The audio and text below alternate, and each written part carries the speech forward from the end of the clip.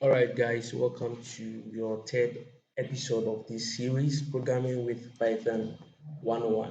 So, this is a part two of installation of Python and PyCharm. So, what I did was I closed the previous project. So, now we are going to create a new project. So, we go to create project, then don't do any change here. Okay, like I said earlier in the part one, you have or you must install Python before you install PyCharm. If not, you get a configuration error. So what we can do is you go to create, then it will get you particular this space. Okay, good. So we can clean all these guys. Control A to select all the backspace. So I can say print hello world. Let's see. So when you are done typing, then you can run this over here. Okay. So we have our hello world over here. Okay.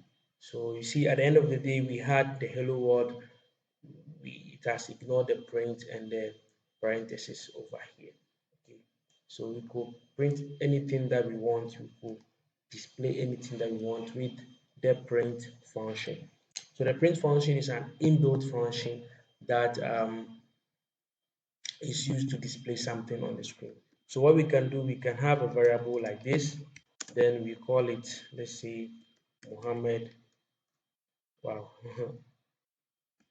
Muhammad Amin. Okay, let me add my surname. Good. So we have something like this. Then we can come down and say print, okay, name like this. Then we run it. Then we have the name printed over here. Okay, good. So if we're having these issues, okay, if you're having these, if sorry, if you're not getting these things, it means that there's something wrong with your configuration. Okay, there's something wrong with your configuration. So, like I said, always install the Python first before you install the PyCharm. Okay, so we are going to use this PyCharm a lot. That I think almost everything that we are going to do, we are going to use PyCharm to do that. It has a great tools, a great interface.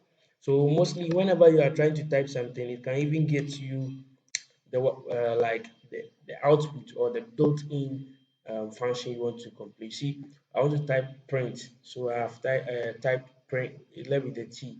It has suggested to me that this is what I want. So I can hit enter, then to get it to me. Then boom, I'm straight up to go.